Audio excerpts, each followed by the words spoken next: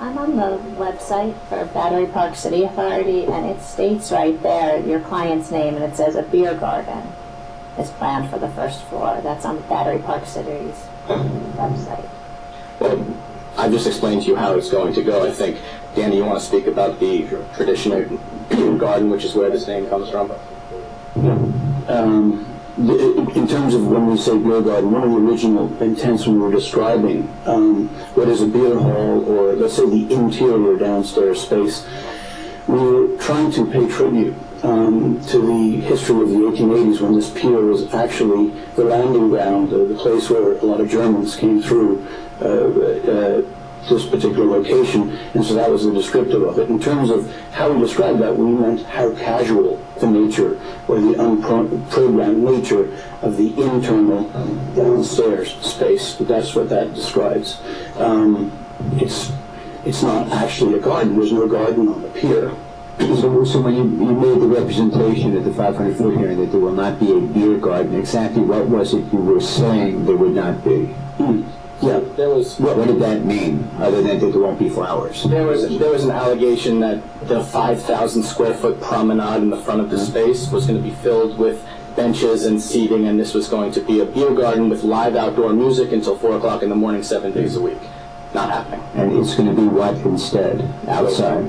This plaza area, these gentlemen have a license agreement to run events out there. These events have to be pre-cleared with the Battery Park City Authority. They don't have, although they'll be securing it and they have control of it, they cannot just decide that at 2 o'clock on a Wednesday in the AM they want to have a rap concert there. All the events, the farmers markets, the crafts festivals, the oyster festivals, apple festivals, all these events have to be pre-cleared with Battery Park City Authority. Your intention is to serve alcohol at those events? At some events.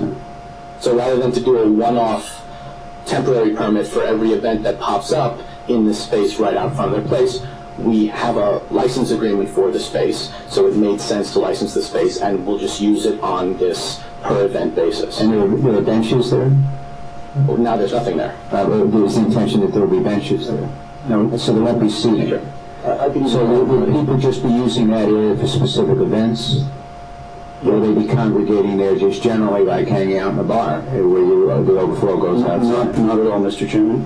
Normally the idea is actually there's bike racks out there. The intent for it to be a very open plaza, which was always the idea of that. But one of the things I'd like to get back to your very first part of that, the 4 a.m., if I may, because it's all tied into the same.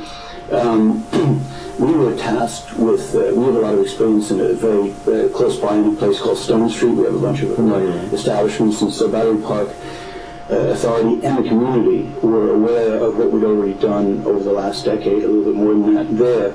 One of the things that we were tasked with through Battery Park Authority with our sort of achieving this location, we were looking at, quite obviously, it would be normal to tax dollars, how many people we're hiring, and more importantly, changing the culture, nocturnal culture, of what was basically a derelict space into what they would like to perceive as a continuation of the promenade of Lower Manhattan, so people would be able to walk their dogs or what have you around the continuation. So one of the things that we were, that came up was the fact that we would be open more hours than other possible users, and one of the things tasked with us there were that we would have pretty much 24-hour presence on that. So you're saying you've been asked to serve alcohol till 4 in the morning? We've been asked to keep the lights on.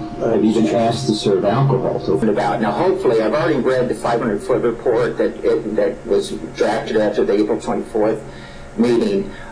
In your own report, it recommends against the outdoor music. It recommends against dancing inside, and it recommends against the quote beer garden. Yeah, I disagree with that. I don't think it makes a recommendation. I think it just highlights those areas as areas where the applicant is saying he won't do those things, but the report points out that although he's saying he won't do those things, those were not part of the stipulations that he signed. But I don't think I disagree with your reading that the ALJ was specifically making a recommendation. I think he was just highlighting that they were making a commitment that wasn't reflected in the stipulation. Oh, maybe I misread it, but I thought the administrative judge clearly said, quote, something to the effect of, in and above what the community board stipulation said, we also say that there should be no, quote, beer garden, no outdoor. Okay. Do you read it differently? Okay. Okay. So